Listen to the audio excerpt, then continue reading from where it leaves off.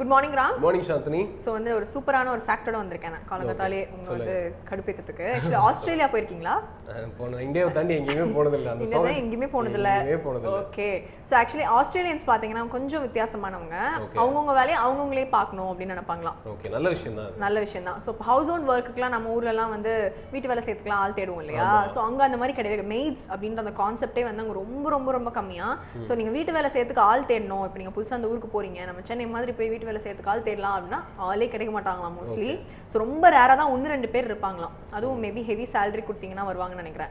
So அந்த மாதிரி தான் இருப்பாங்களா. ஸோ வந்து அவங்கவுங்க வேலையை அவங்கவுங்களே செஞ்சுக்கணும் அப்படின்ற ஒரு ரூலே இருக்காங்க. அது ஒரு நல்ல விஷயம் வந்து அவங்க புகட்டுறாங்க. அதாவது எல்லா வேலையும் அவங்களே பார்த்துக்கணும் அப்படின்றது தான் மேடே இல்லை அப்படின்னு சொல்லியிருக்காங்க. ஓகே, சூப்பரான விஷயம் சொல்லியிருக்கீங்க.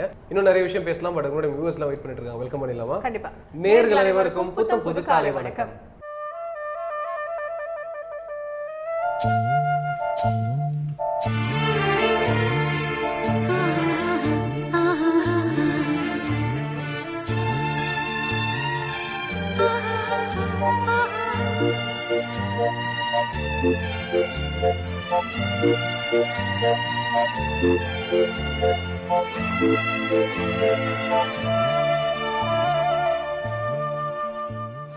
சாந்தினி, இப்போ ஏதாவது மெமரி ரிலேட்டடாக உங்களுக்கு ஏதாவது ஒரு டாஸ்க் கொடுத்தாங்க, நம்மலாம் வந்து ஃப்ரஸ்ட்ரேட் ஆகி என்ன கேட்போம், ஆனால் கம்ப்யூட்டர் என்கிட்ட இப்படிலாம் கேட்குறீங்க அப்படின்னு நிறைய பேர் வந்து சொல்லுவோம் இல்லையா?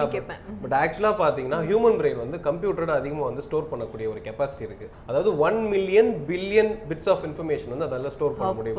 இப்போ நம்ம கம்ப்யூட்டர்ல பிட்ஸ் பைட்ஸ் எல்லாம் நிறைய விஷயம் இருக்குல்ல, அது மாதிரி நம்ம ஹியூமன் பிரெயின் வந்து அதை விட பல மடங்கு, அதாவது 1 million billion bits of information வந்து லைஃப் டைம்ல வந்து ஸ்டோர் பண்ண முடியும். அப்பா அப்ப மண்டை எவ்வளவு பெருசு இருக்கும் யோசிச்சு பார்த்தேன். அவ்வளவு ஞாபகம் இருந்ததுன்னா ரொம்ப ரொம்ப கஷ்டம் தான். அதனால தான் மேபி கொஞ்சம் சில விஷயங்கள்லாம் மறந்துடுதுன்னு நினைக்கிறேன். நமக்கு நல்ல விஷயம் ஸ்டோர் பண்ணலாம், அது ஞாபகத்துக்கு வரும்ன்றது வந்து அண்டர் கான்ஷியஸ்ல இருக்கும்னு நினைக்கிறேன் அந்த விஷயங்கள்லாம். அதனால தான் நினைக்கிறேன். சரி, ரொம்ப இன்ட்ரெஸ்டிங்கான ஒரு ஃபேக்ட் சொல்லிருக்கீங்க. தொடர்ந்து பாத்தீங்கன்னா இன்னைக்கான நல்ல நேரம், ராகாலம், குளிகை, யமகண்டம் போன்றவை பார்த்துடலாமா? இது சூரியோதயம்.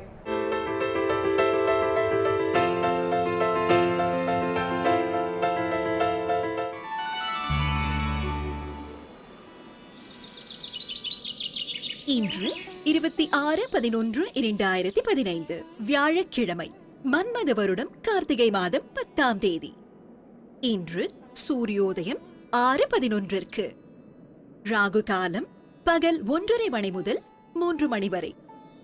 யமகண்டம் காலை 6 மணி முதல் 7:30 மணி வரை.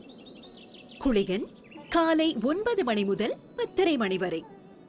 திதி பிரதமை. நட்சத்திரம் ரோஹிணி. சுப ஓரைகள் காலை 9 மணி முதல் 12 மணி வரை, பகல் 1 மணி முதல் 2 மணி வரை, மாலை 4 மணி முதல் 6 மணி வரை. சந்திராஷ்டமம் துலாம் ராசிக்கு.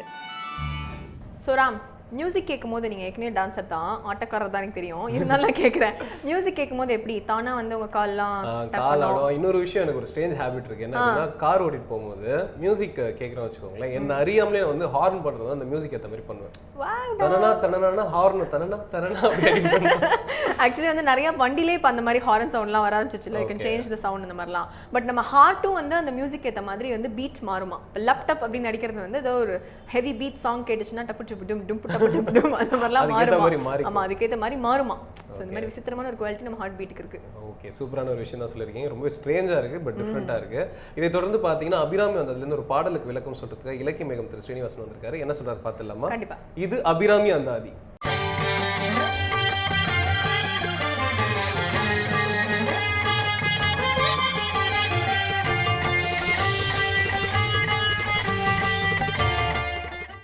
ஸ்ரீவித்யோபாசனாசக்தம் ஸ்ரீவித்யாபீடபூஷணம் ஸ்ரீவித்யாபினவம் வந்தே ஸ்ரீகிருஷ்ணானந்த சர்க்குரும். அனைவருக்கும் இனிய காலை வணக்கம். அபிராமி அந்தாதி அற்புத தமிழ் பாக்களை ஒவ்வொரு விடியற்காலிலும் மிக சிறப்பாக புத்தம்புது காலை நிகழ்ச்சியிலே உங்களோடு பகிர்ந்து கொள்வதிலே வேந்த தொலைக்காட்சி மகிழ்ச்சி அடைகிறது. அபிராமி அந்தாதியினுடைய 55வது பாடல். இந்த உலகத்திலே எல்லோரும் நன்மைகளை பெற வேண்டும் என்ற உயர்ந்த நோக்கத்தோடு கூடிய அருமையான பாடல். மனதிலே மகிழ்ச்சியும் இன்பமும் ஆனந்தமும் இனிமையும் ஒவ்வொரு விடியலிலும் நம்முடைய மனதிலே உள்ளத்திலே ஊற்றெடுக்க வேண்டும் என்ற தன்மை உடைய அற்புதமான பாடல். மின்னாயிரம் ஒரு மெய்வடிவாகி விளங்குகின்றது அந்நாள். அகமகள் ஆனந்தவல்லி அருமறைக்கு முன்னாய் நடுவெங்குமாய் முடிவாய முதல்வி தன்னை உண்ணாது ஒழியினும் உண்ணினும் வேண்டுவது ஒன்றில்லையே என்ற பாடல். பராசக்தியினுடைய மிக அருமையான லீலைகளை சொல்லி கொண்டிருக்கக்கூடிய அபிராமி பற்றி சொல்லுகிறாள். அவர் எப்படி இருக்கிறார் என்று கேட்டால், பராசக்தி இருக்கக்கூடிய தன்மை ஒளி வடிவமாக தேவி இருக்கிறாள். அந்த ஒளி வடிவமாக உள்ள இறைவி, ஆயிரக்கணக்கான மின்னல்கள் ஒரு சேர தோன்றக்கூடிய அந்த இறைவியினுடைய தன்மையை புறத்திலே நம்மால் கண்டு தரிசனம் செய்ய முடியாது. அகத்திற்குள்ளாக அந்த ஒளி வடிவம் மிகப்பெரிய ஆனந்தத்தை தருகிறது.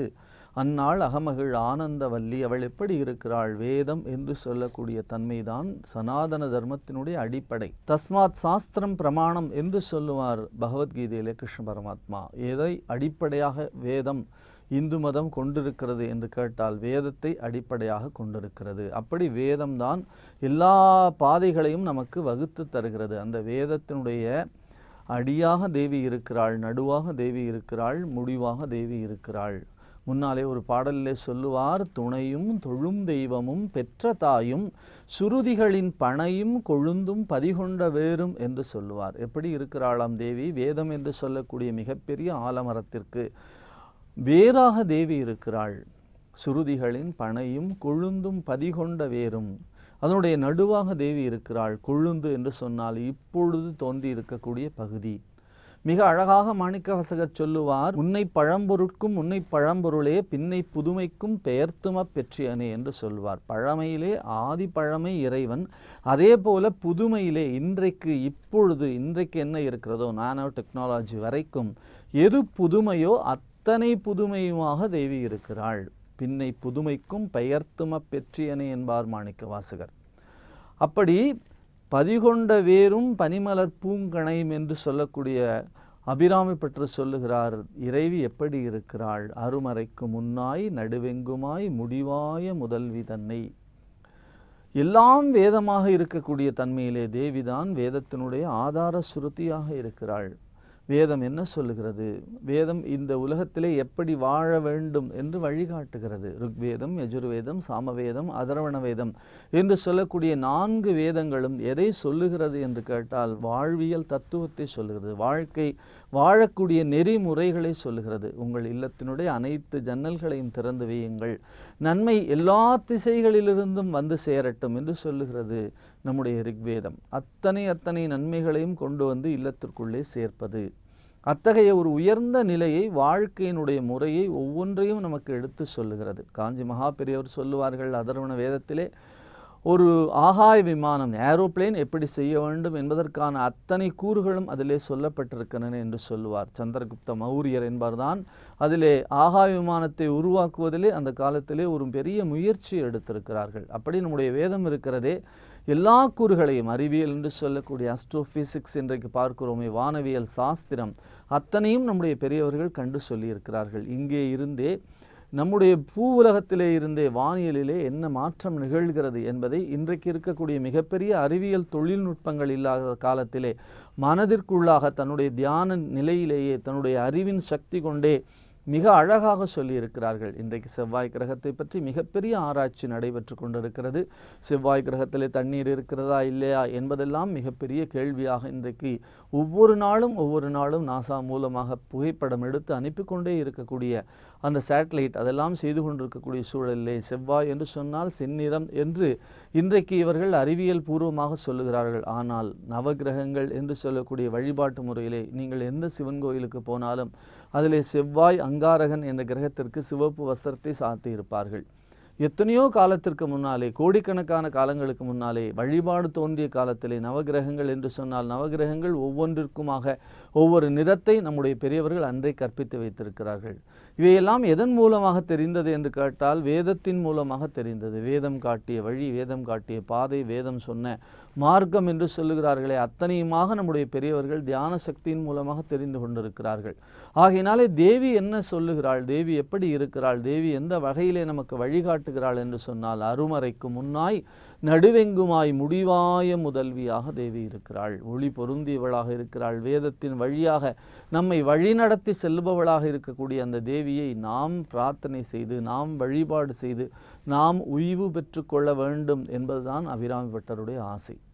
கடவுளை வழிபாடு செய்தால் நமக்கு நன்மை, வழிபாடு செய்யாவிட்டால் அவர்களுக்கு ஒன்றும் நஷ்டம் இல்லை. மிக அழகாக மிக தெளிவாக திருவாசகத்திலே சொல்லுவார் மாணிக்க வாசகர், என்னாலே உனக்கு என்ன பிரயோஜனம் இருக்கிறது? நான் வழிபாடு செய்வதனாலே, நான் வணங்குவதனாலே இறைவனுக்கு ஏதாவது கூடுதலாக நன்மை கிடைக்கிறதா என்று கேட்டால் நிச்சயமாக ஒன்றும் இல்லை. இறைவனை வழிபாடு செய்து நான் மன நிம்மதியும் மன அமைதியும் பெற்றிருக்கிறேன், நான் செல்வங்களை பெற்றிருக்கிறேன், நான் மிகுந்த அனைத்து நலன்களையும் பெற்றிருக்கிறேன். ஆனால் என்னாலே இறைவனுக்கு என்ன தர முடியும்? நிச்சயமாக ஒன்றும் தர இயலாது. இப்பொழுது எல்லா இடங்களிலும் பார்க்கிறோம், எது நடந்ததோ அது நன்றாகவே நடந்தது, எது நடக்கிறதோ அது நன்றாகவே நடக்கிறது, எது நடக்க இருக்கிறதோ அதுவும் நன்றாகவே நடக்கும். நீ எதை கொண்டு வந்தாய் இழப்பதற்கு? எங்கிருந்து எடுக்கிறார்கள் என்று கேட்டால் இங்கிருந்தே எடுத்து இங்கிருந்தே கொடுக்கிறார்கள். நாம் வருகிற பொழுது எதனையும் கையில் கொண்டு வரவில்லை, போகிற பொழுது எதனையும் கையில் கொண்டு செல்ல முடியாது. உலகத்தை எல்லாம் வெற்றி பெற்ற அலெக்சாண்டர் கடைசியிலே தன்னுடைய சீடர்களிடத்திலே சொன்ன ஒரே செய்தி அதுதான், நான் இறந்த பிறகு என்னுடைய சவப்பெட்டியிலே 2 பக்கமும் 2 துவாரங்களை இடுங்கள், என்னுடைய 2 கைகளையும் 2 பக்கங்களிலே நீங்கள் வெளியிலே நீட்டி விரித்தபடி வைத்து விடுங்கள் என்று சொன்னான். ஏன் என்று கேட்டார்கள். அவன் சொன்னான், இந்த உலகத்தை எல்லாம் வெற்றி பெற்றிருக்கிற நான் இந்த உலகத்தை விட்டு செல்லுகிற பொழுது ஒன்றையும் கொண்டு செல்ல இயலாது என்பதை மக்கள் புரிந்து கொள்ளட்டும் என்று சொன்னான். எதை எடுத்து செல்ல முடியும்? ஒன்றையும் எடுத்து செல்ல முடியாது. எதை நாம் எடுக்கிறோமோ அதை இங்கிருந்தே எடுக்கிறோம், எதை நாம் கொடுக்கிறோமோ அதை இங்கேயே கொடுக்கிறோம். அப்படிப்பட்ட உயர்ந்த நிலையிலே உயர்ந்த தன்மையை பார்க்கிற பொழுது இந்த மக்கள் மனதிற்குள்ளாக ஏன் தனக்கு தனக்கு தனக்கு என்ற ஒரு சிந்தனை வருகிறது என்று கேட்டால் அதுதான் மாயையினுடைய மிகப்பெரிய அம்சமாக இருக்கிறது. அப்போ தேவியினுடைய மிக அருமையான தன்மை, மிகப்பெரிய செய்தி என்ன இருக்கிறது என்று கேட்டால், அவளை வழிபாடு செய்வதனாலே நான் நலன் பெற்றிருக்கிறேன். தந்தது உன் தன்னை கொண்டது என் தன்னை சங்கரா ஆறுகுலோ சதுரர் அந்தமொன்றில்லா ஆனந்தம் பெற்றேன் யாது நீ பெற்றனை என்பால். என்னாலே நீ என்ன பெற்றிருக்கிறாய் என்று கேட்கிறார் மாணிக்க வாசகர். என்னாலே நீ பெற வேண்டிய ஒரு விஷயம் இல்லை. நாம் நம்முடைய இருமாப்பிலே, நம்முடைய செல்வச்செருக்கிலே, நம்முடைய அறிவினுடைய அகங்காரத்தினாலே இறைவனிடத்திலே நாம் சொல்லுகிறோம், நான் தான் இதையெல்லாம் செய்து வைத்தேன், நான் தான் இந்த கோயில் கட்டியிருக்கிறேன், இன்றைக்கு நாங்கள் தான் அபிஷேகத்தை கொடுக்கிறோம், நாங்கள் எங்களுடைய குடும்பம் மாதிரி யாரும் இந்த கோயிலுக்கு செய்தது கிடையாது, நாங்கள் இந்த கோயிலை பராமரிக்காவிட்டால் இந்த கோயில் எப்படியோ போயிருக்கும், நான் தான் இறைவனுக்கு மிகப்பெரிய மாலையை சூட்டுகிறேன் என்றெல்லாம் நாம் இருமாப்போடு பேசுகிறோம். எல்லாம் இறைவன் தந்தது. நீ எதை தந்தாயோ அதை உன்னுடைய பாதத்திலேயே நான் திரும்ப தருகிறேன். கடலுக்கு நான் செய்யும் திருமஞ்சனம், செங்கதிருக்கு நான் காட்டும் நீராஞ்சனம், அம்மா நான் செலுத்தும் கீதாஞ்சலி, நின் அருளெனும் சாகரத்தில் தோன்றும் துளி என்று சொல்லுவார் கவிஞர் வாலி. நான் என்ன செய்ய முடியும்? கடலுக்கு போய் பூஜை செய்பவர்களை பார்த்தால் தெரியும். அவர்கள் என்ன செய்வார்கள்? கடலிலே போய் பாலாபிஷேகம் பண்ணுவார்கள். அப்படி பாலாபிஷேகம் பண்ணுவதற்கு பால் கொண்டு செல்வார்களே தவிர மீண்டும் தீர்த்தம் கொண்டு செல்வதில்லை. என்ன செய்வார்கள்? கடலிலே இருந்து தண்ணீரை எடுத்து கடலிலேயே விடுவார்கள். கடலிலே இருக்கக்கூடிய நீரை எடுத்து கடலுக்கே திரும்ப அபிஷேகம் செய்வது போலே நான் உன்னுடைய உலகத்திலே இருந்து எடுத்து உனக்கே நான் திரும்ப தருகிறேன். நான் ஆராதனைக்கென்று எந்த பொருளை எடுத்தாலும் கூட அது நீ போட்ட பிச்சையாக இருக்கிறது என்று சொல்லுகிறார். சூரியனுக்கு நாம் சுடர்விட்டு தீபத்தை காட்டுகிறோம். ஆவணி ஞாயிற்றுக்கிழமைகளே நீங்கள் பார்க்கலாம், செட்டிநாட்டு பகுதியிலே எல்லோரும் பொங்கல் வைத்து பூஜை படைப்பார்கள். அதிலே சூரியனுக்கு மிக அழகாக பூஜை செய்து கற்பூரத்தை காட்டுவார்கள். சூரியன் ஒளி எங்கே, கற்பூரத்தின் ஒளி எங்கே? சூரியன் 2 நாட்கள் வராவிட்டால் நம்முடைய சூடத்தை ஏற்றுவதற்கு கூட ஒளி இல்லாமல் போய்விடும். ஆனால் அந்த சூழ்நிலையிலே நாம் எண்ணி பார்க்கிறோம், இரண்டையும் ஒப்பீடு செய்து பார்க்கிறோம். இறைவனை வழிபாடு செய்யாதனாலே இறைவனுக்கு ஒன்றுமில்லை, நமக்குத்தான் நஷ்டமாக இருக்கிறது. ஆகையினாலே இறைவனை வழிபாடு செய்தாலும் இறைவனை வழிபாடு செய்யாவிட்டாலும் இறைவனுக்கு ஒன்றுமில்லை, நமக்குத்தான் என்கிறார் மிக அழகாக அபிராமி பட்டர். மிக அருமையான இந்த செய்தியை சொல்லுகிற பொழுது, உண்ணாது ஒழியினும் உண்ணினும் வேண்டுவது ஒன்றில்லையே என்று சொல்லுகிறார். மின்னாயிரம் ஒரு மெய்வடிவாகி விளங்குகின்றது அந்நாள் அகமகிழ் ஆனந்தவல்லி அருமறைக்கு முன்னாய் நடுவெங்குமாய் முடிவாய முதல்வி தன்னை உண்ணாது ஒழியினும் உண்ணினும் வேண்டுவது ஒன்றில்லையே என்ற அற்புதமான பாடல் மூலமாக இறைவனை வழிபாடு செய்து நாமும் நலம் பெறுவோம். ஒவ்வொரு விடியலையும் உற்சாகமாக மாற்றி வாழ்க்கை ஆனந்தமயமாக ஆற்றுவோம் என்ற ஒரு மிகப்பெரிய செய்தியை அபிராமி அந்தாதி மூலமாக தெரிந்து கொண்டு அருமையான பாடல்களை தொடர்ந்து சிந்திப்போம். நாளை சந்திப்போம். நன்றி, வணக்கம். சாந்தினி, நீங்கள் ஆல்ரெடி ஒரு எபிசோடில் வந்து கிராம்பு பற்றி சொல்லியிருந்தீங்க. இப்போ நானும் அதை பேஸ் பண்ணி ஒரு பியூட்டி டிப் கொடுக்க போகிறேன். என்ன அப்படின்னு பார்த்தீங்கன்னா, கிராம்போட எண்ணெய் இருக்கு இல்லையா, க்ளோவ் ஆயில் அப்படின்னு சொல்லுவோம். அது வந்து நம்ம ஹனி வச்சு ஃபஸ்ட்டு ஃபேஸ் வந்து கிளென்ஸ் பண்ணிவிட்டு அதுக்கப்புறம் அந்த க்ளோவ் ஆயிலை வந்து நம்ம அப்ளை பண்ணோம் அப்படின்னு பார்த்தீங்கன்னா, பிளெமிஷஸ், அந்த ஆக்னே, டார்க் ஸ்பாட்ஸ்லாம் இருக்கு இல்லையா, இதெல்லாம் வந்து கிளியர் ஆகிடுமா. அதே மாதிரி நம்ம காலையில் வந்து ஃபேஸ் வந்து வைப் பண்ணுவோம் இல்லையா, அந்த துணியில் வந்து ஒரு 2 ட்ராப் க்ளோவ் ஆயில் போட்டுட்டு ஃபஸ்ட்டு ஃபேஸ் வாஷ் பண்ணிவிட்டு இதால் வந்து ஜஸ்ட் அப்படி பேட் பண்ணோம் அப்படின்னா வந்து முகம் வந்து ரொம்ப பொலிவாக இருக்குமா. ஓ மை காட், இப்படி ஒரு விசித்திரமான பெனிஃபிட் இருக்கா? ஆமாம். ஸோ ஓகே, கிராம்பு எண்ணெய் நான் இனிமேல் யூஸ் பண்ண ஆரம்பிக்கிறேன். தொடர்ந்து பார்த்தீங்கன்னா இதே மாதிரி ஸ்கின் அண்ட் பியூட்டி டிப்ஸ் கொடுக்கறதுக்காக aroma therapist doctor Geetha Ashok காத்துட்டு இருக்காங்க. பார்த்துடலாமா? பார்த்துடலாம். இது இயற்கை மருத்துவம்.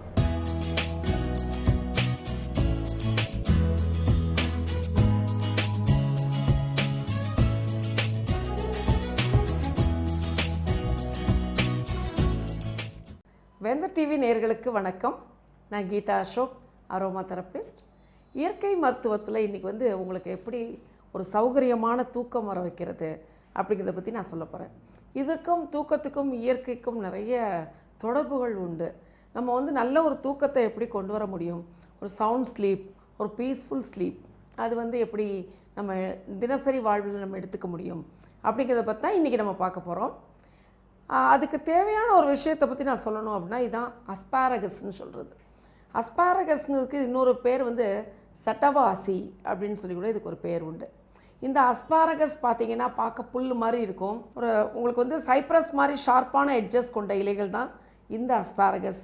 உங்களுக்கு அஸ்பாரகஸ் எங்கே கிடைக்கணும் அப்படின்னு பார்த்தீங்கன்னா, இப்போ வந்து எல்லா ஊர்கள்லேயும் உங்களுக்கு அந்த பொக்கே ஷாப்ஸ் இருக்குது இல்லையா, உங்களுக்கு ஃப்ளவர்ஸ்லாம் பொக்கே பண்ணுறாங்க இல்லையா, அவங்க நேச்சுரலாக பார்த்திங்கன்னா நிறைய டெய்ஸி, லில்லி, அந்த மாதிரி நிறைய பூ வச்சுருப்பாங்க.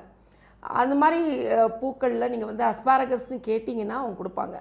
ஈவன் சைப்ரஸ் கூட பார்த்திங்கன்னா அவங்கள்ட்ட கிடைக்கும். ஸோ இந்த அஸ்பாரகஸ் பொறுத்த வரைக்கும் தூக்கங்கிறதை தாண்டி வேறு என்ன நமக்கு வந்து ஹெல்ப் பண்ணும் அப்படின்னு பார்த்தீங்கன்னா, அதாவது முதல்ல செக்ஷுவல் டெபிலிட்டி அப்படின்னு சொல்லக்கூடியது, அதே மாதிரி இன்ஃபெர்டிலிட்டி, அதாவது ஆணுக்கும் பெண்ணுக்கும் கரு உண்டாக போதுமான ஒரு சக்தி இல்லாதவங்களுக்கு இந்த அஸ்பாரகஸ் மெடிசினலாக அது வந்து நிறைய ஹெல்ப் பண்ணுது. செக்ஷுவல் டெபிலிட்டி அப்படின்னு வரப்போ பார்த்திங்கன்னா ஈடுபாடு இல்லாமை அப்படின்னு கூட சொல்லலாம். அவங்களுக்கும் பார்த்திங்கன்னா இந்த அஸ்பாரகஸ் வந்து ரொம்ப ஹெல்ப் பண்ணுது. அது மட்டும் இல்லாமல் மென்ஸ்ட்ரல் டிஸார்டர்ஸ், அதாவது முக்கியமாக மெனோபாஸ், அந்த 35 வயசு தாண்டினவங்களுக்கு பார்த்திங்கன்னா மெனோபாஸில் வந்து நிறைய ஒரு, அதாவது அவங்க நமக்கு எதுவுமே முடியாது, நம்ம வந்து வி ஆர் நாட் கேப்பபிள் அப்படிங்கிற ஒரு எண்ணத்துக்கு வந்துடுவாங்க. ஸோ ஒரு இன்ஃபீரியாரிட்டி காம்ப்ளெக்ஸ் வந்துடும், ஒரு டிப்ரெசிவாகவே இருப்பாங்க. 40 இயர்ஸ் கடந்த ஒரு பெண்மணிகள், அதுலேயும் முக்கியமாக வேலைக்கு போகிறவங்க பார்த்திங்கன்னா ரொம்ப டிப்ரெசிவாக இருப்பாங்க. அவங்களுடைய கோபங்களுக்கு அவுட்லெட் வந்து வீட்டில் தான் இருக்கும், வீட்டுக்கு வந்தாலும் சிடுன்னு இருப்பாங்க. ஸோ அந்த மாதிரி இருக்கவங்களுடைய மனநிலை வந்து நம்ம புரிஞ்சுக்கணும். ஒரு மெனோபாஸில் இருக்க பெண்மணிக்கு வந்து நிறைய வலிகள் இருக்கும். அவங்களுக்கு வந்து பேக் பெயின் இருக்கும், இடுப்பில் வலி இருக்கும், அண்ட் காலில் வலி இருக்கும், பார்த்திங்கன்னா ஒரு சோர் த்ரோட் இருக்கும், விஷன் கூட சம்டைம்ஸ் பிளர்ரியாக இருக்கும், பாதங்களில் எரிச்சல் இருக்கும். இந்த மாதிரி இருக்கிறவங்களுக்கு எல்லாத்துக்குமே அது வந்து மெனோபாஸோட அறிகுறி. ஸோ நம்ம சைக்கலாஜிக்கலாக அவங்களுடைய பிரச்சனைகளை வந்து நம்ம புரிஞ்சுக்கணும். அந்த மாதிரி மெனோபாஸ் பிரச்சனைகளுக்கு வந்து இந்த அஸ்பாரகஸ் ரொம்ப ஹெல்ப் பண்ணும். அதுக்கப்புறம் பார்த்திங்கன்னா ஒரு சூதனிங் ஏஜென்ட் அப்படின்னு சொல்லலாம். பொதுவாகவே அஸ்பாரகஸ்க்கு ஒரு பேர் உண்டு, அது வந்து ரெஜுவனேட்டிங் ஃபீமேல் டானிக் அப்படின்னு சொல்லுவாங்க. பெண்களுக்கு ஒரு உயிர் கொடுக்கக்கூடிய, ரெஜுவனேட் பண்ணக்கூடிய ஒரு டானிக் வந்து அஸ்பாரகஸ். இது சட்டவாசி அப்படின்னு சொல்லலாம்.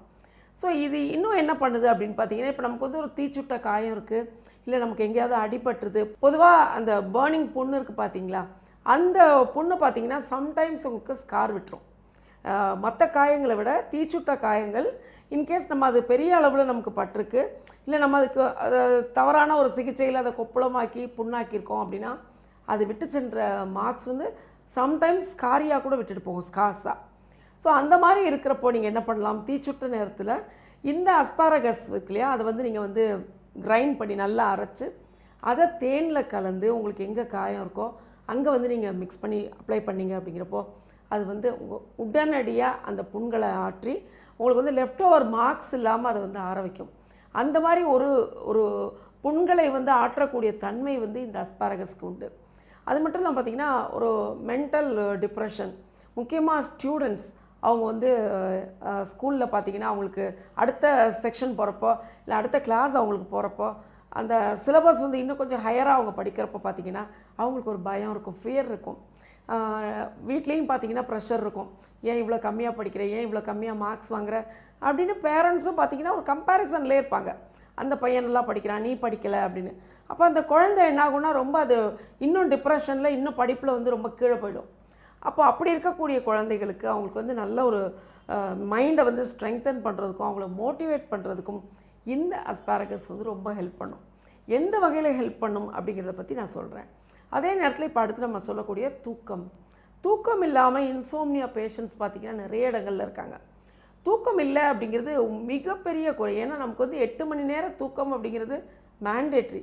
இப்போ அப்படியே காலையில் எழுந்திரிக்கிறோம், நம்ம காஃபி சாப்பிட்றோம், பிரேக்ஃபாஸ்ட் எடுக்கிறோம், லஞ்ச் எடுக்கிறோம், டின்னர் எடுக்கிறோம், வேலைக்கு போகிறோம். இந்த மாதிரி நம்மளுடைய லைஃப் ஸ்டைல் வந்து இப்படி தான் நம்ம செட் பண்ணியிருக்கோம் இல்லையா? அதே மாதிரி உங்களுக்கு பார்த்தீங்கன்னா இந்த 8 hours தூக்கம் அப்படிங்கிறதும் நீங்கள் வந்து கண்டிப்பாக வச்சுக்கணும். இப்போ வந்து பார்த்திங்கன்னா நிறைய அந்த ஃபேஸ்புக், வாட்ஸ்அப் அண்டு டிவி நிறைய பார்க்குறவங்க, சீரியல்ஸ் 12 மணி 12:30 மணி வரைக்கும் கூட டிவி பார்க்குறவங்க இருக்காங்க. ஸோ 12:30 மணிக்கு நீங்கள் பார்த்துட்டு படுத்திங்கன்னா இம்மீடியட்டாக உங்களுக்கு தூக்கம் வராது. அப்புறம் உங்களுக்கு அந்த ஆழ்ந்த தூக்கத்துக்கு போகிறதுக்கு அப்புறம் ஒரு 1 மணி நேரம் ஆகும், 1 மணி ஆகும். அகெயின் காலையில் எழுந்திரிச்சு ஆஃபீஸ் போகணும், உங்களுக்கு குழந்தைகளை ஸ்கூலுக்கு அனுப்பணும். அப்போ 5 o'clock அப்படி பரப்பரன்னு நம்ம வந்து வேலைகளை பார்க்க ஆரம்பிச்சிடுவோம். அந்த மாதிரி நீங்கள் போகிறவங்களுக்கு பார்த்தீங்கன்னா அந்த தூக்கம்ங்கிறது குறையும். அந்த மாதிரி தூக்கம் குறையிறப்போ நிறைய பிரச்சனைகளை கொண்டு வரும். முக்கியமாக உங்களுக்கு வந்து ப்ளட் ப்ரெஷர் ப்ராப்ளம் வர்றது, ஹைப்பர் டென்ஷன், அதே மாதிரி வேர்ட்டிகோன்னு சொல்லுவாங்க. சில லேடிஸ் வந்து ஏந்திரிச்சோன்னு பார்த்தீங்கன்னா அப்படியே பெட்டில் அப்படியே அந்த ரூமே சுற்றுற மாதிரி இருக்கும். ஒரு பக்கமாக அப்படியே எந்த பக்கமாக நீங்கள் டேர்ன் பண்ணி படுக்கிறப்போ, இது ரைட் சைடோ லெஃப்ட் சைடோ நீங்கள் டேர்ன் பண்ணுறப்ப அந்த அப்படியே தட்டாமலை சுற்றுற மாதிரி இருக்கும். அது வந்து பார்த்திங்கன்னா வேர்ட்டிகோன்னு சொல்லக்கூடிய பிரச்சனை. அது மட்டும் இல்லாமல் பார்த்திங்கன்னா காலில் வந்து விரல்களில் வலி இருக்கிறது, விரல்களில் வீக்கம் இருக்கிறது, ரொம்ப வந்து கை கால்களெல்லாம் வலி இருக்கிறது, லேக் ஆஃப் அட்டென்ஷன், இதெல்லாம் வந்து நமக்கு தூக்கமின்மையால் வரக்கூடிய பிரச்சனைகள். கண்ணில் எரிச்சல் வர்றது, டார்க் சர்க்கிள் வர்றது, அழகுன்னு பார்க்குறப்போ அந்த மாதிரி பிரச்சனைகள் வர்றது, ஸ்கின்ல வந்து ஒரு ட்ரைனஸ் வர்றது, இதுக்கெல்லாம் காரணம் வந்து தூக்கமின்மை. பிகாஸ் நம்ம தூங்குறப்ப பார்த்திங்கன்னா பொதுவாக இப்போ மதியமே நம்ம தூங்கி எழுந்திரிக்கிறப்ப பார்த்திங்கன்னா முகம் வந்து ஒரு அழகாக இருக்கிற மாதிரி நமக்கு தெரியும். காரணம் நம்ம தூங்குறப்போ மற்ற ஆர்கன்ஸ், மெயின் ஆர்கன்ஸ் கொஞ்சம் ரெஸ்ட் எடுக்கும். அண்டு பிளட் சர்க்குலேஷன் பார்த்திங்கன்னா உடம்புல இருக்கக்கூடிய மெயின் ஆர்கன்ஸ்க்கு போயிட்டு லாஸ்ட்டாக தான் ஸ்கின்னுக்கு வரும். அப்படி ஸ்கின்னுக்கு வர்றப்போ பார்த்திங்கன்னா நம்ம தூங்குறப்ப நமக்கு தேவையான ஸ்கின்னுக்கு தேவையான ரத்த ஓட்டம் நமக்கு கிடைக்கிது. அப்போது ஒரு ப்ராப்பர் ஸ்லீப் என்ன பண்ணுது அப்படின்னா உங்களுடைய முக அழகையும் நல்லா மேம்படுத்தி கொடுக்குது இல்லையா? ஸோ நம்ம அன்னோயிங்லி என்ன பண்ணுறோம், தூக்கத்தை குறைத்து நம்ம அழகையும் கெடுத்துக்கிறோம், ஆரோக்கியத்தையும் கெடுத்துக்கிறோம். ஸோ அந்த தூக்கம் சிலருக்கு பார்த்திங்கன்னா உடல் பிரச்சனையால் தூக்கம் வராது.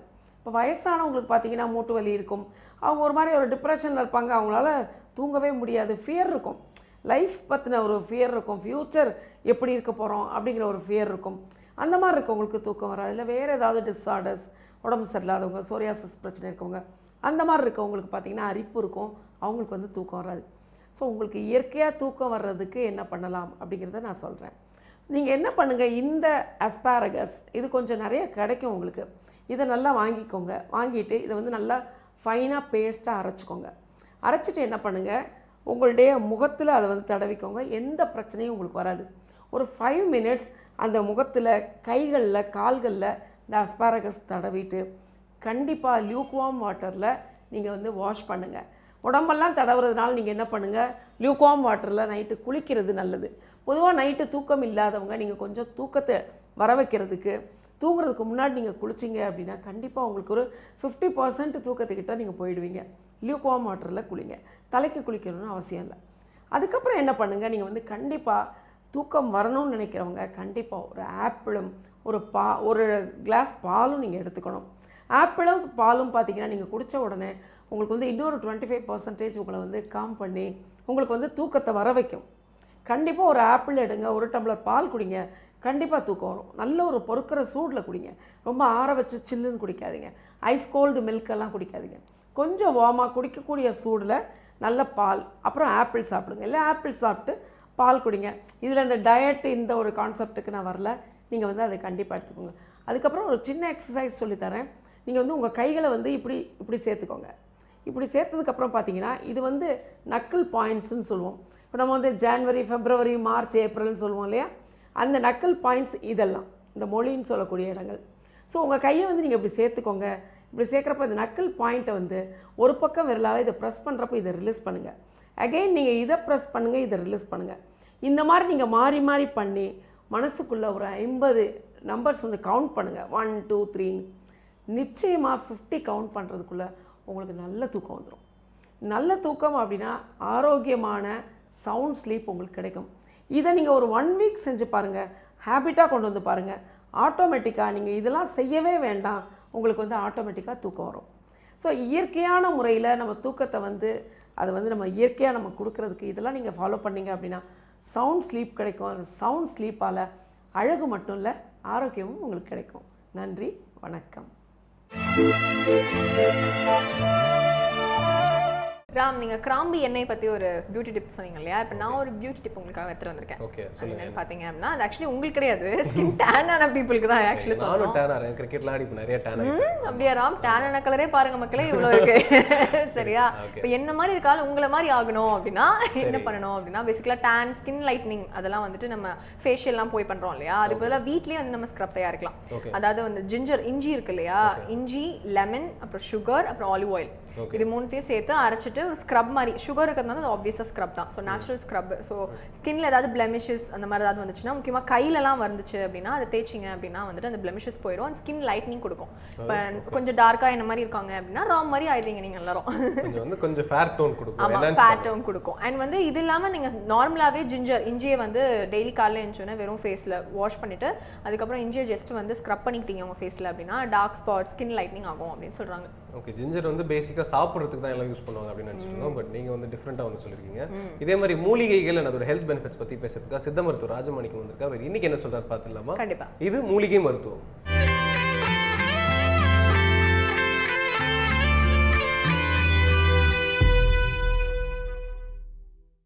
உலகெங்கும் உள்ள வேந்தர் டிவி நேயர்களுக்கு காலை வணக்கம். நம்ம இப்போ பார்க்குற மூலிகை மருத்துவம் வந்து குழந்தைகளுக்கு சளி பிடிச்சிருந்தா, பால் குடிக்கிற குழந்தைங்களுக்கு சளி பிடிச்சிருந்தா அந்த குழந்தைகளை சரி செய்கிறதுக்கான மருத்துவம். பால் குடிக்கிற குழந்தைங்களுக்கு எதுக்கு சளி பிடிக்குது, அந்த குழந்தைகளை வந்து தன்னால் விட்டுருவாங்க, அது சிறுநீர் கழிச்சிருக்கும், சிறுநீர் மேலேயே உருண்டு பிறண்டு அப்படியே இருக்கும்போது அந்த சிறுநீரினுடைய ஈரம் காஞ்சி மேலே இருக்கும்போது அப்படியே சளி பிடிக்க ஆரம்பிச்சிடும். இல்லை கீழே தண்ணி கொட்டியிருக்கோம், அந்த தண்ணியில் போய் விளையாண்டுரும், சாதாரணமாக தரையில் போய் உருண்டு பிறண்டுரும். சில குழந்தைகளை பார்த்திங்கன்னா கவனிக்காமல் விட்டுருவாங்க, கீழே இருக்க தண்ணி சிந்திருக்கோம், தண்ணி மேலேயே படுத்திருக்கோம். அதனால் வந்து அந்த குழந்தைக்கு சளி பிடிக்கிறதுக்கு வாய்ப்பு அதிகமாக இருக்குது. அது இல்லாமல் அந்த குழந்தைக்கு பால் கொடுக்குற அந்த தாய் வந்து தலையை நல்லா அலசிட்டு ஈரம் காயாமல் அப்படியே வந்திருப்பாங்க. அந்த தலையில் இருக்க ஈரம் இறங்கினதால் அவங்களுக்கு சளி பிடிச்சிருக்கும். அவங்களுக்கு சளி பிடிச்சிருந்தா குழந்தைக்கு கண்டிப்பாக சளி பிடிக்கும். இந்த குழந்தைக்கு சளி பிடிக்காமல் இருக்கணும்னா அவங்க கண்டிப்பாக ரொம்ப ஜாக்கிரதையாக இருக்கணும், கவனமாக இருக்கணும். ஏன்னா கவனம் இல்லாமல் இருந்தால் அவங்களுக்கு வர நோய் அனைத்துமே குழந்தைக்கு வரும். ஏன்னா தாய்ப்பால் மூலயமா குழந்தைக்கு போய் சேரும். பால் குடிக்கும்போது அவள் ஒவ்வாமை ஆகிடும், அது வந்து கக்கிரும். ஏன்னு கேட்டால் சளி இருந்ததுன்னா உள்ளே எந்த ஒரு ஆகாரத்தையும் இறங்க விடாது, தொண்டைக்குழாய் முழுவதும் அடைச்சி அது வந்து மீண்டும் மீண்டும் வாந்தி எடுக்க ஆரம்பிச்சிடும். சளி வந்து கொண்டு வரவே முடியாது. இன்றைக்கி சளி வந்துருச்சா எந்த ஒரு மருந்துமே பார்க்கறது கிடையாது. உடனே போனோமா ஏதாவது ஒரு சிறப்பாக ஏதாவது ஒரு ஊசியை போடுறாங்க. ஊசியை போட்டோன்னா வேறொரு காய்ச்சல் வந்துடுது. ஏன்னா பிறந்த குழந்தைக்கெலாம் சாதாரணமாக வந்து நம்ம வந்து குழந்தைங்களுக்கு கற்பூரவள்ளி, இந்த கற்பூரவள்ளியை பார்த்திங்கன்னா எல்லா வீட்லேயும் வந்து பூந்தொட்டியில் வளர்க்குறாங்க. இதுக்கு வந்து கற்பூரவள்ளின்னு பேர். இன்னொரு பேர் வந்து ஓமவல்லின்னு சொல்லுவாங்க. இது மூட்டைப்பூச்சி இது இருக்கிற இடத்துல இந்த இலையை போட்டால் அந்த மூட்டைப்பூச்சியெல்லாம் செத்துரும். அதனால் இதுக்கு பேர் மூட்டை நாரின்னு சொல்லுவோம். இதை வந்து மூட்டை நாரின்னு தான் வந்து கிராமப்புறங்களில் சொல்லுவாங்க. நகர்ப்புறங்களில் தான் ஓமவல்லி கற்பூரவல்லின்னு மாற்றி 2 பேர் வச்சுருக்கோம். அந்த ஊருக்கு ஒரு பேர். அதை பற்றி நமக்கு கவலை இல்லை. இந்த ஓமவல்லி இலையை எடுத்து நம்ம பயன்படுத்தினோம்னா குழந்தைக்கு வந்து சளியே பிடிக்காது. சாதாரணமாக ஓமவல்லி இலையை எடுத்து அப்படியே கடலை மாவில் தோட்டி எண்ணெயில் சுட்டு பஜ்ஜி மாதிரி கொடுக்கலாம். ஆனால் அது கொஞ்சம் வளர்ந்த குழந்தைக்கு கொடுக்க முடியும். நம்ம பால் குடிக்கிற குழந்தைக்கு அப்படி கொடுக்க முடியாது. இதை வந்து கசக்கி சாறு எடுத்து அதுக்கப்புறம் தான் அந்த குழந்தைக்கு கொடுக்கணும். அப்போ வந்து அந்த சாறு கொடுக்கும்போது சளி கொஞ்சம் கொஞ்சமாக கட்டுப்படும். குழந்தைக்கு வந்து பயப்பட தேவையில்லை. குழந்தைய குளிப்பாட்டி முடிஞ்சதுமே கை காலில் பட்டும் படாமல் தேங்காய் எண்ணெய் தடவணும். தேங்காய் எண்ணெய் தடவுனா குழந்தைக்கு வந்து நோய் எதிர்ப்பு சக்தி இருக்கும். உடல் கவசம்னு சொல்லுவோம். உடல் கவசம் நீங்கள் மருத்துவர்கிட்ட போனீங்கன்னா உடனே எண்ணெய்லாம் தேய்க்கக்கூடாது குழந்தைக்கணும். ஏன் தேய்க்கக்கூடாது? தினந்தோறும் நீங்கள் ஆஸ்பத்திரிக்கு வரணும். எங்களுக்கு நீங்கள் வரவே தேவையில்லை. ஏன்னா நீங்கள் நல்லா ஆகிட்டு போயிடணும், உங்கள் குழந்தை நல்லா ஆகணும். நீங்கள் தான் அங்கே டாக்டர், நீங்கள் தான் அங்கே மருத்துவர். அப்போ வந்து தேங்காய் எண்ணெயை குழந்தைக்கு தடவிட்டு வந்தோம்னா அன்னைக்கு சொல்லுவாங்க தாய் வளர்க்காததை எண்ணெய் வளர்க்குமா குழந்தைய. ஏன்னா அன்னைக்கு பிறந்த குழந்தையிலேருந்து எண்ணெயை தடவி தோல் துவாரங்களை வந்து அவங்க மறைச்சி வச்சுருந்தாங்க. அப்போ வந்து குழந்தைக்கு எந்த நோயும் பாதிக்காமல் இருந்துச்சு. சளி வந்து ஒரு மோசமான ஒரு நோய். சளி இருந்துச்சுன்னா உறுப்புகளை அரிச்சு எடுத்துரும், குழந்தையினுடைய வளர்ச்சி போயிடும். அது எந்த நேரமும் 2 மூக்கு அடைச்சிருக்கும். அதனால் அந்த குழந்தையால் எந்த ஒரு உணவையும் குடிக்க முடியாது, பால் சாப்பிட முடியாது, நீங்கள் ஏதாவது புதுசாக கொடுக்கணும்னாலும் கொடுக்க முடியாது. ஆனால் இந்த மருந்தோடு சேர்ந்து துளசியை வந்து நம்ம பயன்படுத்துகிறோம். துளசியை சாதாரணமாக வந்து தாய்மார்கள் சாப்பிட்டு வந்தாங்கன்னா, துளசி சாப்பிட்டாங்கன்னா சளி கட்டாது. சளி கட்டாமல் இருந்தால் தாய்ப்பால் குடிக்கிற குழந்தைக்கும் சளி கட்டாது. இப்போது அம்மாவுக்கு சளி பிடிச்சிருந்தா குழந்தைக்கும் சளி பிடிக்கும், அம்மாவுக்கு காய்ச்சல் வந்தால் குழந்தைக்கும் காய்ச்சல் வரும். அப்போ தாயவும் சரி பண்ணணும், குழந்தையும் சரி பண்ணணும். அப்போ வந்து துளசியை நம்ம பயன்படுத்தினோம்னா அந்த காய்ச்சலும் சரியாகும், சளியும் சரியாகும். இந்த துளசியோடு சேர்ந்து கொஞ்சமாக தேன் கலந்து நம்ம நாக்கில் நக்கணும்னா சளி வந்து கரகரன்னு இருக்கிறது, கட்டியாக இருக்கிறதுல கரைய ஆரம்பிச்சிடும். மிளகு சாதாரணமாக பார்த்தீங்கன்னா குழந்தைங்களுக்கு மிளகை வந்து பயன்படுத்தியே வந்து சளியை போக்கிடுவாங்க. இந்த மிளகை பயன்படுத்தும் போது சளியை சுக்குநூறாக உடைக்க ஆரம்பிச்சிடும். சளியை உடைக்கும் பொழுது குழந்தைக்கு சளியே பிடிக்காது. பயப்படவே வேண்டியதில்லை. ஏன்னா சளி பிடிச்சிச்சா உடனே இருக்கிற இதெல்லாம் போய் பார்ப்போம், எங்கே போனாலும் சரியாகாது. 1 மாதத்துக்கு மருந்து கொடுப்பாங்க, 1 மாதத்துக்கு வேணாம், 3 நாளில் சரியாகக்கூடியது. இது வந்து சாதாரணமாக நம்ம அம்மா அப்பா நமக்கெல்லாம் அப்படி தான் கொடுத்தாங்க. இன்றைக்கி தான் எதுக்கு எடுத்தாலும் போய் நான் படம் பிடிச்சி பார்க்குறேன், உள்ளே என்ன இருக்குதுன்னு பார்க்குறேன். பிறந்த குழந்தைக்கு என்ன இருக்க போகுது, சாப்பிட்ருக்க போகுது, குளிர்ச்சியில் படுத்துருக்கு, அந்த தொட்டியில் வந்து தொட்டி கட்டியிருப்பான், அந்த தொட்டியில் வந்து சிறுநீர் கழிச்சிருக்கான், அந்த சிறுநீர் தொட்டியை மாற்றாமல் அந்த ஈரத்திலே படுத்துருக்கும் குழந்தை. இவங்க வேலை பார்க்குற கவனத்தில் அந்த குழந்தை அது படுத்துருக்கிறதால 1 மணி நேரம் படுக்கும்போது அந்த ஈரம் அப்படியே தாக்கி சளியாக மாறிடும். குழந்தை எதை சாப்பிட்டாலும் சளி வந்துடும். இஞ்சி சாறு எடுத்து அதோட தேன் கலந்து கொடுத்தாலும் சளி போயிடும். இதெல்லாம் மீறி சளி பிடிச்சிருக்கு குழந்தைக்கு, எவ்வளவுதான் நாங்கள் மருந்து கொடுத்தோம், இஞ்சி சாறு கொடுத்தோம், மிளகு கொடுத்தோம் அப்படின்னு சொல்லுவாங்க. தனித்தனியாக கொடுத்து பார்த்துருப்பாங்க, எதுவுமே சரியாகலை. ஆனால் இஞ்சி சாரோட தேன் கலந்து கொடுத்தோம்னா சளி பிடிச்சிருந்தாலும் சரியாகும், இருமல் இருந்தாலும் சரியாகும், அஜீரண கோளாறுகள் சரியாகும், வயிற்று வலியால் குழந்தை அழுதுட்டு இருந்தாலும் சரியாகும். அந்த சளி வயிறு நிறைய அடைச்சிருந்தால் அந்த சளியை வெளியெடுக்கிறதுக்கு இந்த இஞ்சி பயன்படும். நம்ம தேன் பயன்படுத்துகிறோம், மலை தேன் பயன்படுத்துகிறோம். இதில் எந்த தேன் வேணாலும் பயன்படுத்தலாம். தேன் வந்து நிறைய வகை இருக்குது. மலை தேன் இருக்குது, கொம்பு தேன் இருக்குது, கொசுந்தேன் இருக்குது. இந்த மாதிரி தேன் வகையில் நிறையா இருக்குது. ஆனால் தேன்களை வந்து நம்ம எந்த தேன் வேணாலும் எடுத்துக்கலாம். குழந்தை இருக்குதா, நம்ம வீட்டில் தேன் எப்பயுமே கண்டிப்பாக இருக்கணும். தேன் வந்து 1 லிட்டர் தேன் வீட்டில் வச்சுக்கிட்டே இருக்கணும். குழந்தை இருக்கிறவங்க வீட்டில் தேன் அப்பப்போ போயெல்லாம் வாங்கக்கூடாது. நம்ம வாங்கிட்டு வந்து வச்சுக்கிட்டோம்னா எந்த ஒரு மருந்தாலும் தேனில் குழச்சி அப்படியே தடவி விட்டோம்னா, நாக்கில் தடவுனா குழந்தைக்கு சரியாயிடும். அதனால் தேனை பயன்படுத்தும். தேனை சாதாரணமாக கொடுத்தாலே சளியை கரைச்சிரும். தேனை கொடுத்தா கண் பார்வை கூடும். தேன் கொஞ்சம் கொஞ்சமாக நாக்கில் தடவிட்டு வர பசி எடுக்க ஆரம்பிச்சிடும், பால் நல்லா குடிக்க ஆரம்பிச்சிடும். வாந்தி வராமல் இருக்கணும்னா தேனை நாக்கில் தடவுனா போதும், வாந்தி வராது. அப்போ குழந்தைக்கு சளியை வெளியெடுக்கிறதுக்கு இது எல்லாத்தையும் சேர்ந்து கூட்டு மருந்தாக நம்ம தயாரிக்கணும். இந்த கூட்டு மருந்தாக தயாரித்தோம்னா குழந்தையினுடைய சளியை வெளியெடுக்கிறதுக்கான மருந்தை இப்போ நம்ம பார்க்க போகிறோம்.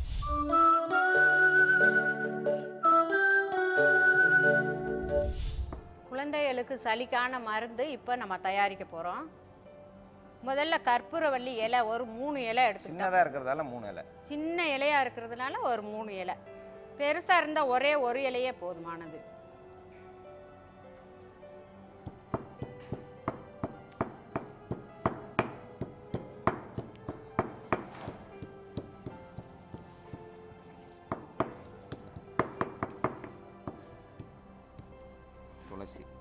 துளசி இலை வந்து சும்மா ஒரு 5 கிராம், 5 இலை போட்டுக்கிறலாம்.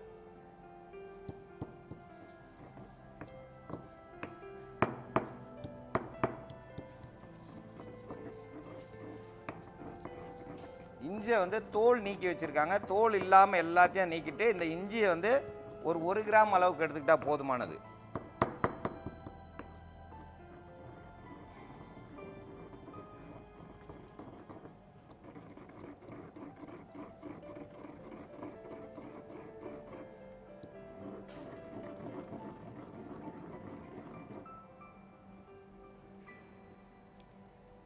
இஞ்சி பொடிசா நறுக்கி இதையும் சேர்த்து நல்லா இடித்து அரைச்சி எடுத்துக்கிறோம்.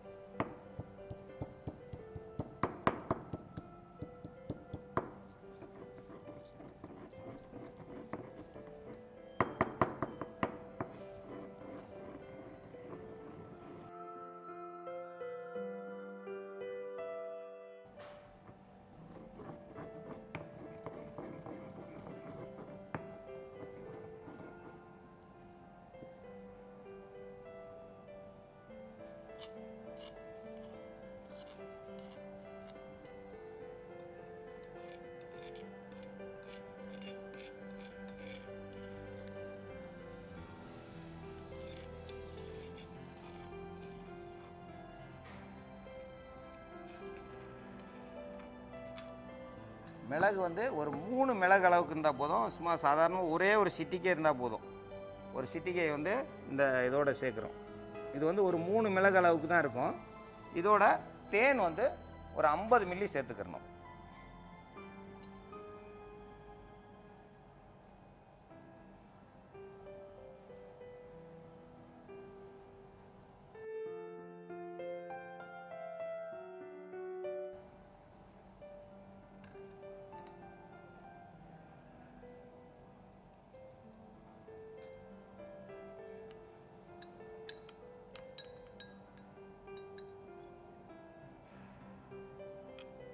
கற்பூரவள்ளி 3 இலை, 5 இலை வந்து துளசி இலை, 1 கிராம் அளவு சின்ன பாக்கு அளவு 1 கிராம் அளவு வந்து இஞ்சி, தோல் நீக்கிய இஞ்சி, இது எல்லாம் வந்து நல்லா அரைச்சி, மிளகுத்தூள் வந்து 1 சிட்டிகை, இதெல்லாம் வந்து அரைச்சி எடுத்த மருந்தோட 50 கிராம் தேன் கலந்து வச்சுக்கிட்டு, காலையில் காலையில் எப்போவுமே வந்து வெயில் வந்த பின்னாடி தான் குழந்தைய வந்து சின்ன குழந்தைய வந்து குளிக்க வைக்கணும்.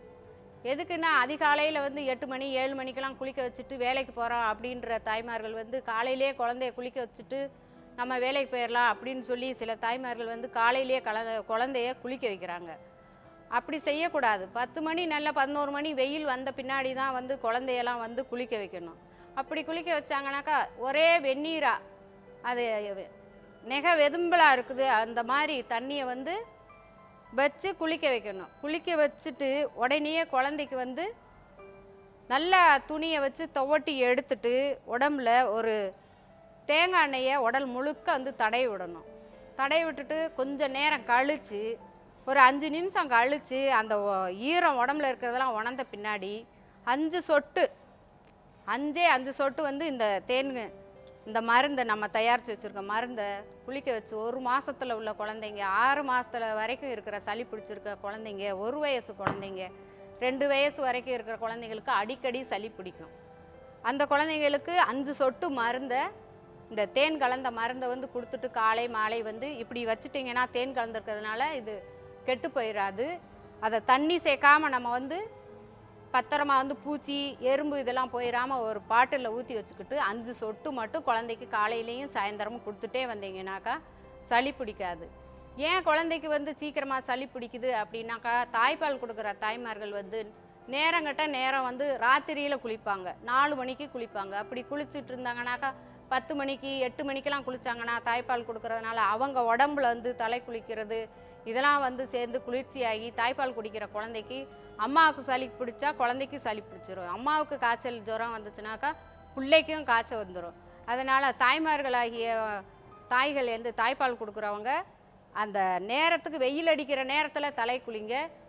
நீங்கள் குளித்து அன்னைக்கு வந்து குழந்தைய வந்து தலைக்கு குளிக்க வைக்காதீங்க. உங்களுக்கும் ஈரந்தாக்கி குழந்தைக்கும் ஈரந்தாக்கி இருக்குதுனாக்கா சீக்கிரமாகவே சளி பிடிக்கும், காய்ச்சல் இந்த மாதிரி வரும்.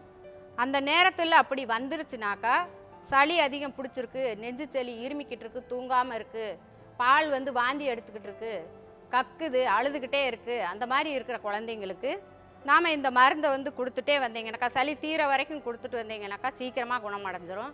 இதுக்காக வந்து நீங்கள் ஊசி போடுறது வைக்கிறது மாத்திரை போடுறதுனாக்கா அதுக்கும் சேர்ந்து குழந்தைங்க வந்து ரொம்பவே அவதிப்பட்டுக்கிட்டு இருக்கும். அதனால் நம்ம காலடியில் வீட்டு தொட்டியில் அழகுக்காகவும் மருந்துக்காகவும் உடனே இருக்கிற கற்பூரவல்லியும் துளசியும் நம்ம வீட்டு மாடத்துலேயே வீட்டு பின்னாடி கொல்லையிலேயே வச்சு வளர்ப்போம். தேன் வந்து குழந்தைய இருக்க வீட்டில் எப்பயுமே 1 லிட்டரு 1/2 லிட்டரு தேன் இருந்துக்கிட்டே இருக்கிறது ரொம்ப நல்லது. ஒன்றுமே இலை எதுவும் போட்டு கொடுக்காட்டியும் நீங்கள் தேனை மட்டும் ஒரு 5 சொட்டு குழந்தைக்கு குளிக்க வச்சு முடிஞ்ச உடனே கொடுத்துட்டே வரலாம். சளி பிடிக்காமல் இருக்கிறதுக்கு இன்னொரு இது என்னன்னாக்கா சாம்பிராணி, அதாவது ஒரு மரத்துலேருந்து கிடைக்கக்கூடிய பால் தான் நம்மளுக்கு நயமான சாம்பிராணி வாங்கி தலை குளிக்க வச்ச உடனே தாயும் சரி குழந்தையும் சரி அந்த சாம்பிராணியை நல்லா புகை போட்டு தலையில் நல்லா ஈரப்பதம் இல்லாமல் வச்சுட்டு வந்தீங்கன்னாக்கா அதுவும் சளி பிடிக்காமல் இருக்கிறதுக்கு ரொம்ப நல்லது. இதை வந்து சளிக்கு குழந்தைக்கு சொல்கிறோம். இதை வந்து 5 சொட்டு குழந்தைக்கு நாக்கில் தடவுனா போதும். ஆனால் கண்டிப்பாக தாய்க்கு ஒரு ஸ்பூன் அளவுக்கு கண்டிப்பாக இந்த 1 கரண்டி அளவுக்கு கொடுக்கணும் தாய்க்கு. தாய் சாப்பிட்டாங்கன்னா தாய்ப்பால் வழியாக வந்து பால் போகும்போது அந்த பாலில் இதனுடைய தன்மை போகும்போது கண்டிப்பாக அந்த சளி பிடிக்காது குழந்தைகளுக்கு. இது மட்டும் இல்லை, எங்கள் கையில் வந்து கற்பூரவல்லி இல்லை, துளசி இல்லை, எனக்கு போய் பார்க்க முடியாது, நாங்கள் வந்து நகர்ப்புறத்தில் இருக்கிறோம் அப்படின்னா சமயக்கட்டில் கண்டிப்பாக இருக்கும் மிளகு. 5 மிளகை வாயில் போட்டு மென்று அந்த காற்றை வந்து காதுலேயும் மூக்குலேயும் ஊதுனா போதும். இதில் 3 முறை ஊதுனா போதும், சும்மாலாம் ஊத வேண்டாம். 3 முறை ஊதிட்டு நம்ம விட்டோம்னா தன்னால் சளியெல்லாம் மலம் கழிகிறத மலத்தில் வந்துடும், குழந்தை ஆரோக்கியமாக இருக்கும். இந்த மருந்தை வந்து எப்போனாலும் செஞ்சு வச்சுக்கிறலாம். இதை வந்து நீங்கள் குளிர்சாதன பெட்டியில் எவ்வளோ நாள்னாலும் வச்சுக்கிறலாம், தப்பே வராது. தேன் கலந்தாச்சுன்னா அந்த மருந்து 100 வருஷம் ஆனாலும் கெடாது. ஏன்னா இதில் தண்ணி எதுவுமே சேர்க்கலை, தேன் மட்டுமே சேர்த்துருக்கோம். தேனோடு சேர்ந்து மூலிகை சேரும்போது அந்த மருந்து கெடாது, எவ்வளோ நாளைக்கு வேணாலும் இதை பயன்படுத்தலாம். இது சிறப்பு மாதிரி வீட்டில் வச்சுக்கிறலாம். கண்டிப்பாக குழந்தைங்க இருக்கிற வீட்டில் இதை வந்து பயன்படுத்தி வச்சுக்கிறணும். எல்லா குழந்தைங்களுக்கும் இதை மாதிரி கொடுத்து அந்த குழந்தைங்களை சளி இருமல்லேருந்து காப்பாற்றணும். அந்த தாய்மார்கள் இந்த கவனமாக வச்சு இந்த குழந்தைகளுக்கு இது ஒரு சிறப்பு மருந்து. இந்த மருந்தை எல்லாரும் பயன்படுத்தி குழந்தைகளை காப்பாற்ற வேண்டும் என்று கேட்டுக்கொள்கிறேன். சாந்தினி, இப்போ நான் ஒரு கோட் சொல்ல போறேன். சொல்லுங்க. கோட்டுனாலே உங்க முகம் வாடி போதே. வாடி போல நான் நினைச்சிட்டு தானே இருக்கேன். சொல்லுங்க. ஓகே, அது என்ன அப்படின்னு பாத்தீங்கன்னா, you more likely to laugh around others not because of the joke. எப்படி என்ன அப்படின்னு பாத்தீங்கன்னா, ஒரு குரூப்ல நம்ம இருந்தோம் வச்சுக்கோங்களேன், ஒருத்தர் வந்து மொக்க ஜோக்கே அடிக்கலாம், அதுக்கு நம்ம சிரிப்பு வரலாம் கூட, அதுக்கு யாராவது ஒருத்தர் பயங்கரமா சிரிப்பாங்க, அவங்க சிரிக்கிறத பார்த்து வந்து நமக்கு சிரிப்பு வந்துடும். ஸோ அது மாதிரி தான் லைஃப்ல நிறைய விஷயம். அதாவது நம்ம மட்டுமே இப்போ ஒரு விஷயம் நம்ம சாதிச்சிட்டோம் அப்படின்னா நம்ம மட்டுமே கிரெடிட் எடுத்துக்காம அதுக்கு வந்து மற்றவங்களும் ஒரு வகையில் வந்து காரணமா இருப்பாங்க அப்படின்றத நம்ம புரிஞ்சுக்கணும் அப்படின்னு தான் பேசிக்காக நான் சொல்ல வரேன். ஓகே, ஸோ மற்றவங்க துணை இல்லாமல் நம்ம எந்த விஷயமே சாதிக்க முடியாது அப்படின்னு சொல்ல வரீங்க. நல்ல விஷயம் தான். இதை தொடர்ந்து பார்த்தீங்கன்னா 12 ராசிகளுக்கான யோக பலன்களை சொல்றதுக்காக யதார்த்த ஜோதிடர் ஷெல்வி காத்துட்டு இருக்காரு. பார்த்துலாம். இது யோகம் நல்ல யோகம்.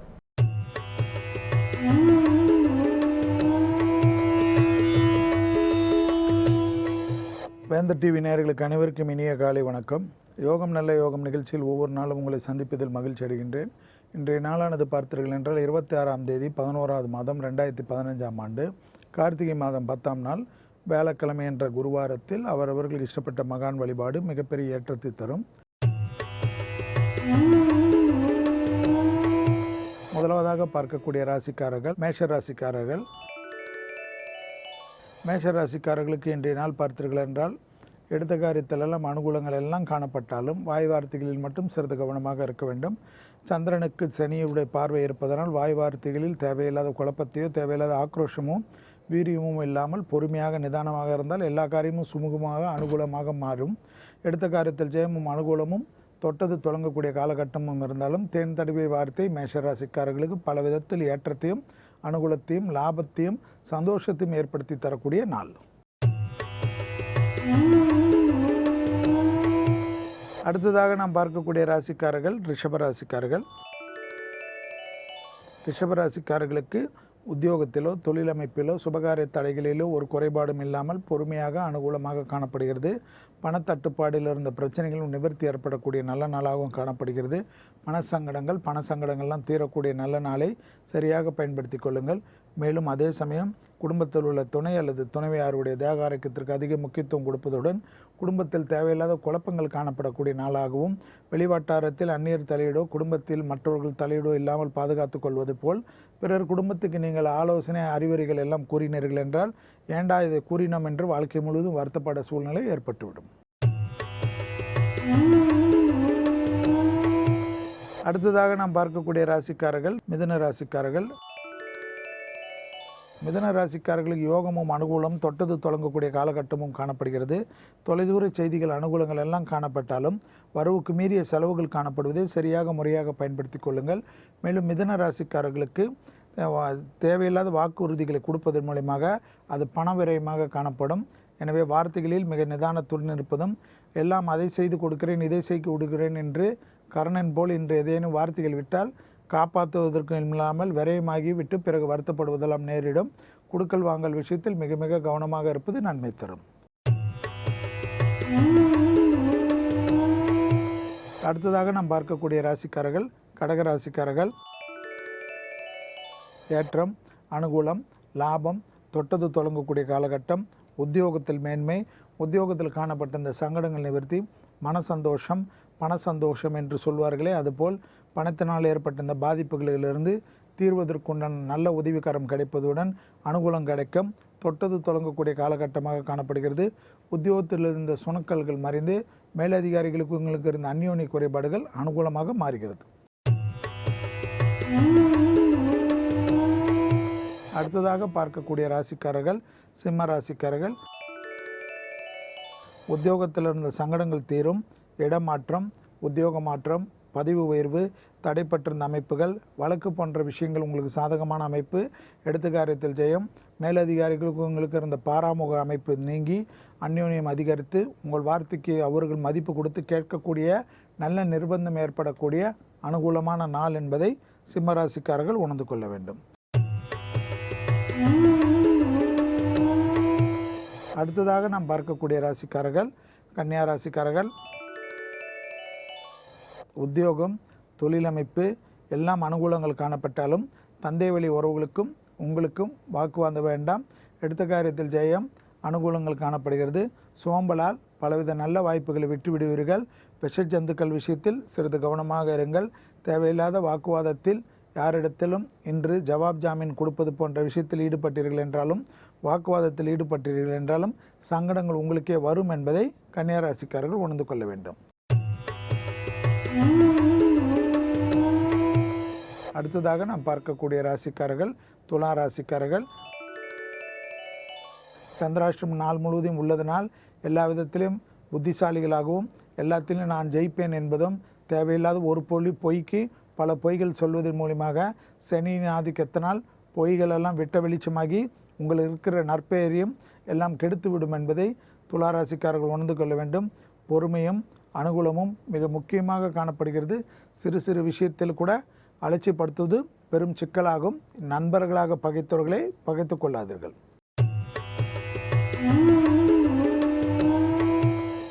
அடுத்ததாக பார்க்கக்கூடிய ராசிக்காரர்கள் விருச்சிக ராசிக்காரர்கள். விருச்சிக ராசிக்காரர்களுக்கு உத்தியோகத்திலோ தொழிலமைப்பிலோ எல்லா விதத்திலும் மிக மிக எச்சரிக்கையுடன் இருப்பதும், குடும்பமாகட்டும் உத்தியோகமாக இருக்கட்டும், சட்ட சிக்கலாக இருக்கட்டும், அண்டை அயலார் வீடாக இருக்கட்டும், வெளிவட்டாரமாக இருக்கட்டும், பொறுமை நிதானம் மிக முக்கியமாக காணப்படுகிறது. அவசரகதி வேண்டாம். வண்டிகளில் வித்தைகள் வேண்டாம். அவசியமில்லாத இரவு நேர பயணத்தை தவிர்த்து கொள்வதே ஏற்றத்தை தரும்.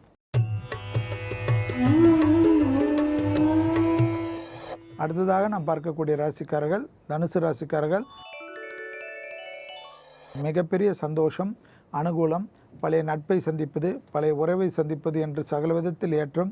எதிர்பார்க்காத இடத்திலிருந்து நல்ல செய்தி, தொட்டது தொடங்கக்கூடிய காலகட்டம், தொலைதூர செய்திகள் நன்மைகள், படிப்படியாக நல்ல முன்னேற்றம், சீரும் சிறப்பும் ஏற்படுவதற்குண்டான உத்தியோக பிராப்தம், தொலைதூரத்தில் உத்தியோகத்தில் சகலவித சேமங்களும் அனுகூலங்களும் காணப்படக்கூடிய நல்ல நாளை சரியாக பயன்படுத்தி கொள்ளுங்கள். வண்டி வாகன மாற்றங்கள், வெளிவட்டாரம், கடல் கடந்த நல்ல விஷயங்களுக்கு உண்டான நாள். அடுத்ததாக நாம் பார்க்கக்கூடிய ராசிக்காரர்கள் மகர ராசிக்காரர்கள். பிள்ளைகள் விஷயத்தில் பூத கண்ணாடி ஆராய்ச்சி வேண்டாம். பிள்ளைகளுடைய தேக ஆரோக்கியம் அதிக கவனம். தனிப்பட்ட முறையில் மகர ராசிக்காரர்களுக்கு உத்தியோகமும் தொழிலமைப்பும் வெளிவட்டாரமும் வியாபாரமும் கொடுக்கல் வாங்கல் எல்லாம் அனுகூலமாக காணப்பட்டாலும் வயிற்று உபத்திரம் உள்ளவர்களுக்கு சிறிது அதிகப்படுத்தக்கூடிய நாள் என்பதை மட்டும் நினைவில் வைத்துக் கொள்ளுங்கள். தேக ஆரோக்கியத்தில் சிறிது கவனமாக இருந்தாலே போதும்.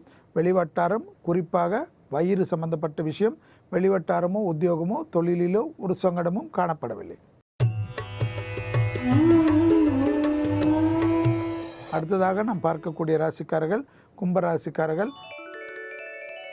இரத்தபந்த உறவுகள், இரத்தத்தில் பரவக்கூடிய நோய் உபத்திரங்கள், அலட்சியப்படுத்துவது, கோபப்படுத்துவது, ஆக்ரோஷப்படுத்துவது எல்லாம் வேண்டாம். சிறு சிறு விஷயத்தில் கூட மிக கவனமாக இருங்கள். கும்பராசிக்காரர்களுக்கு எடுத்தேன் கவிழ்த்தேன் என்ற எந்த ஒரு விஷயமும் பெரிய ஆபத்தையும் பிரச்சனையும் ஏற்படுத்திவிடும். தொலைதூர செய்திகள் நன்மைகள் அனுகூலங்கள் காணப்பட்டாலும் நிதானத்துடன் இருப்பதே ஜெயத்தை ஏற்படுத்தும். அடுத்ததாக நாம் பார்க்கக்கூடிய ராசிக்காரர்கள் மீன ராசிக்காரர்கள். யோகம், அனுகூலம், படிப்படியாக நல்ல முன்னேற்றம், புதிய முயற்சிகள் வெற்றிகள், நீண்ட நாட்களாக பிரச்சனை இருந்த ஒரு பிரச்சனை தீர்வதற்குண்டான சாத்தியக்கூறுகள், எதிர்ப்பு அமைப்பிலிருந்து மாறி அந்யோன்யம் அதிகரிப்பதுடன் தைரியமாக செய்யக்கூடிய பலவித முதலீடுகள் ஏற்றத்தை ஏற்படுத்தி தரும். உத்தியோகத்தில் இருந்த சங்கடங்கள் நிவர்த்தி ஏற்படக்கூடிய நாள். கொடுக்கல் வாங்கல் பிரச்சனையிலிருந்தும் நல்ல முடிவு வருவதற்குண்டான சாத்தியக்கூறான நாள். தொலைதூர செய்திகள் நன்மைகள் அனுகூல பிராப்தம். மீண்டும் நாளை யோகம் நல்ல யோகம் நிகழ்ச்சியில் சந்திப்பதில் மகிழ்ச்சி அடைகின்றேன். நன்றி, வணக்கம். ஸோ நம்ம எண்ட் ஆஃப் த எபிசோட் வந்துட்டோம்னு நினைக்கிறேன். ஸோ என்ன செக்மெண்ட் உங்களுக்கு பிடிச்சிருந்தது? எனக்கு வந்து இன்னைக்கு யோகம் நல்ல யோகம் ரொம்ப பிடிச்சிருந்தது. ஏன்னா என் ராசிக்கு வந்து ரொம்ப பாசிட்டிவா சொல்லியிருந்தாரு. அதனால செல்ஃபிஷா சொல்றேன் நான், எனக்கு இது ரொம்ப பிடிச்சிருந்தது. ஆமா, செல்ஃபிஷா வந்து பிஹேவ் பண்றீங்க, பேட் பிஹேவ் பண்றீங்க. சரி ஓகே, ஓகே. உங்களுக்கு என்ன பிடிச்சதா? எனக்கு வந்து நீங்க க்ளோவ் ஆயில் பத்தி சொல்லிருந்தீங்க இல்லையா, அது பிடிச்சிருந்தது. அண்ட் வந்து ஸ்கின் டேனிங் பத்தி நம்ம பேசிட்டு இருந்தோம் இல்லையா, இஞ்சி, அது பிடிச்சிருந்தது. நான் ட்ரை பண்ணலாம்னு இருக்கேன். ராம் கலருக்கு நான் வரல முடியாது, ஏதோ ஓரளவுக்கு வரலாம்னு ட்ரை பண்றேன். சரி ஓகே, நம்ம இப்படியே பேசிட்டு இருந்தோம், ஆடியன்ஸ் செஞ்சு போயிருவாங்க, நம்ம இப்படி கிளம்பிடலாம். அடுத்ததா பாத்தீங்கன்னா வேந்தர் இளங்கதிர் காலை செய்திகளை அவங்களோட சேர்ந்து நம்ம பார்த்துட்டு இப்போ கிளம்பிடலாமா? கிளம்பிடலாம். இதே மாதிரி நிறைய இன்ட்ரெஸ்டிங்கான செக்மெண்ட்ஸ் நாளைக்கு உங்களை வந்து சந்திக்கிறோம். அதுவரை உங்களிடமிருந்து விடைபெறுவது உங்கள் Arjun Raman, Chandni Mathivanan and the entire team of புத்தம் புது காலை. Bye. Thank